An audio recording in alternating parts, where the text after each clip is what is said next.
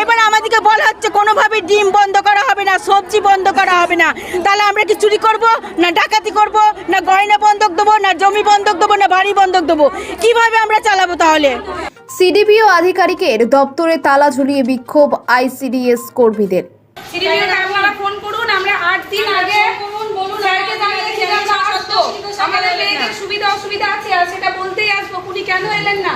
কেন মেয়েদের সাথে এভাবে বঞ্চনা করছেন? উনি কিসের ভয় ওনার মেয়েদের সাথে কথা বলবেন? উনি যতক্ষণ না আসবে আমরা বাইরে বসবো। তালা মারলাম কারণ আজ থেকে 1 সপ্তাহ আগে সিডিপিওকে আমরা একটা স্মারকলিপি জমা দিয়েছিলাম যে আমরা আসবো, ওনার সঙ্গে কথা বলবো প্রত্যেকটা মেয়ে, কিন্তু উনি আমাদের কোনো কথার গ্রাহ্য করলেন না। তাহলে এটা আমাদের পক্ষে অত্যন্ত অপমানজনক। এই যে এতগুলো মেয়ে, কেউ 100 টাকা, কেউ 150 টাকা খরচা করে ওনার সঙ্গে কথা বলতে এসেছে, ওনার কাছে তাহলে মেয়েদের কোনো গুরুত্ব নেই? যতক্ষণ না উনি আসবেন আমরা প্রত্যেকটা মেয়ে এখানে ধর্ণা দেবো। আজ থেকে আমরা 3 মাসের ডিমের বিল পাইনি, আমরা কোথায় পাবো এত পয়সা যে সেন্টারে ডিম চালাবো? আর আজ যদি উনি না আসেন, কাল থেকে সেন্টারে কাউরি ডিম চলবে না। সিডিপিও দপ্তর ঘেরাও করে বড়া ব্লকের সমস্ত আইসিডিএস কর্মীরা বিক্ষোভ দেখাচ্ছে একাধিক দাবি নিয়ে।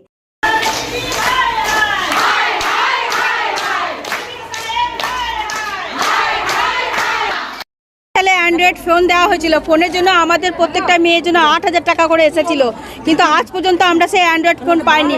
কিন্তু আমাদেরকে পোষণ টেকারে কাজ করতে হয়, প্রত্যেকটা মেয়েকে অ্যান্ড্রয়েড ফোন কিনতে হয়েছে, এবং অ্যান্ড্রয়েড ফোন কেনার জন্য আমরা কোথায় টাকা পাবো?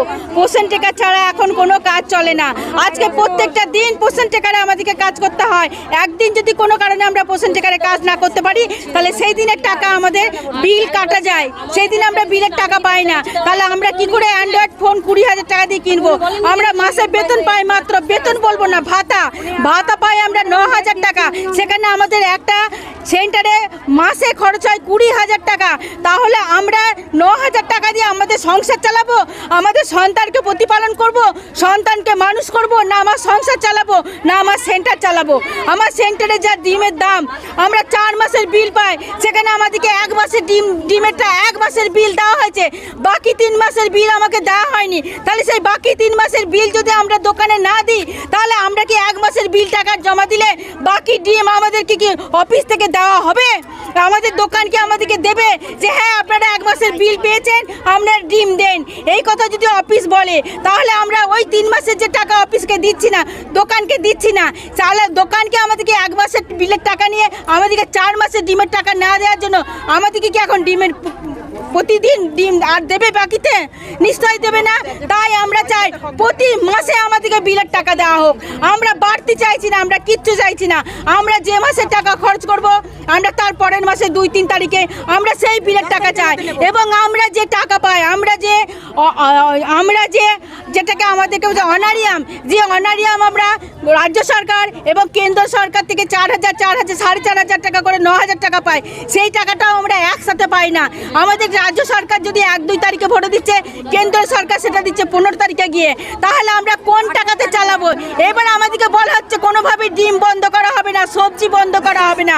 তাহলে আমরা কি চুরি করব, না ডাকাতি করব, না গয়না বন্ধক দেবো, না জমি বন্ধক দেবো, না বাড়ি বন্ধক দেবো? কিভাবে আমরা চালাবো তাহলে?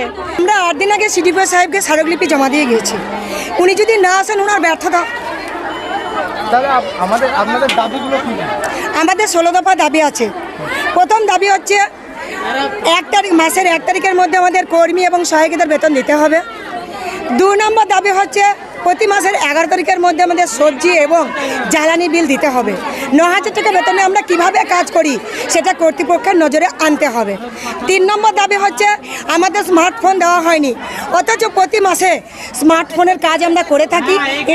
ইনসেন্টিভের টাকা কিভাবে পাই সেটাও আমাদেরকে বোঝানো হয় না, এবং মোবাইল ফোন নিয়ে ছবি দেওয়ার জন্য প্রচুর চাপ থাকে।